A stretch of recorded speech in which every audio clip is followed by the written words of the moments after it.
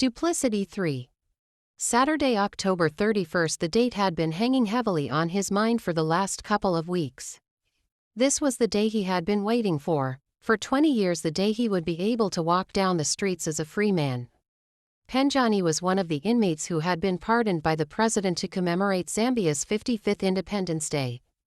When he had been told about the good news, he could hardly believe it. It felt like a dream. He woke up quite early that day, took a shower and got dressed. A guard opened his door a couple of minutes later. Panjani got his bag and was led to the reception where he grabbed his personal belongings, which were confiscated on the day of his arrest. After that he signed the release documents. And then a nurse checked his blood pressure and examined him before declaring him fit to leave. "Congratulations. Hope not to see you again." The officer shook his hand. He was escorted to the gate, and once outside, he took a deep breath and let it out slowly. He was excited to be a free man again after 20 years of being caged. Palisa exclaimed. He turned and they locked eyes. She was leaning against her car. Panjani couldn't help but notice how beautiful she looked. 20 years and she had not aged a day. He walked towards her and hugged her. She said, "Oh P, I am glad that you are finally out." "I am a free man," Panjani exclaimed. "Finally," she said, tears running down her face. Palisa still believed that Panjani was the love of her life. She had never stopped loving him. A few minutes later, they were on the road to Chilenga where Panjani would be staying. He had a house there that only his lawyers and Palisa knew about. Panjani had plans of isolating himself for a couple of months before deciding to face the world again. They got home and went straight to the kitchen. Palisa wanted to cook him something to eat. He sat down at the kitchen table as Palisa got started with the cooking. "How are the twins?" he asked. "They are great. Jada is graduating on Monday." His face beamed with excitement. "My baby is finally a medical doctor. It seems like yesterday when I was changing her diapers and rocking her sleep. Time sure does fly fast." "It does," Palisa replied. "They were really small when you gave them to me and now they are adults. I really want to thank you for taking good care of them for me. I don't know what I would have done without you." "Thank you so much, Palisa. What I did for love," she smiled. "You are an amazing woman. I should have fought hard for you. You should have been my wife." She smiled. "We had a good thing going," she said, still smiling. "Yes we did, but your parents ruined it for us. Marrying Jones was the worst thing I ever did. I should have stood my ground and said no to my parents. I guess we both ended up with the wrong people. At least Salma gave you Jada and Jaden. I walked out of that marriage empty-handed. I wasted the best years of my life for nothing," she said with a pained expression on her face. "Did you ever think of getting married again after your marriage failed?" "It's not something I have ever thought about." "I see." There was silence between them as she continued cooking. "Can I ask you something?" she asked. "Sure. Did you love Salma as much as you love me?" He chuckled. "After what happened between us, I moved on and fell in love. I loved Salma a lot." "And while you were married to her, did you ever think of me?" "No, I made peace with the fact that you were someone else's wife." "I see. I loved you, Palisa, but you know sometimes love just aren't enough.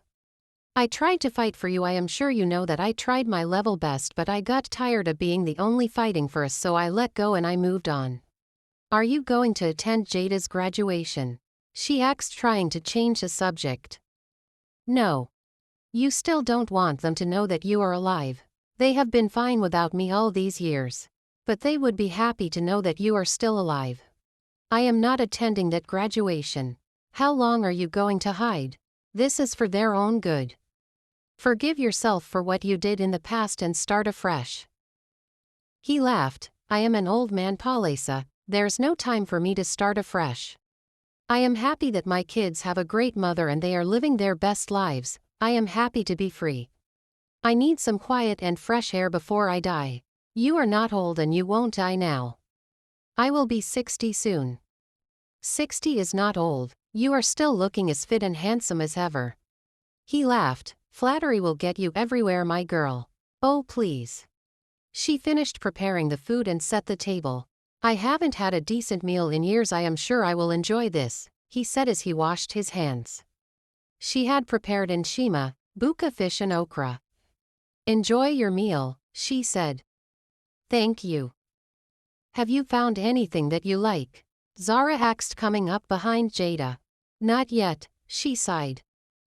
They had been moving from one shop to another for the past hour. Zara had already bought herself a bunch of outfits and shoes, but Jada was still indecisive about what to wear for her graduation.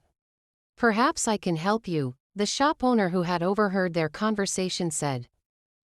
You really need to help this friend of mine, Zara said. You want an outfit for what kind of occasion? A graduation, Zara responded.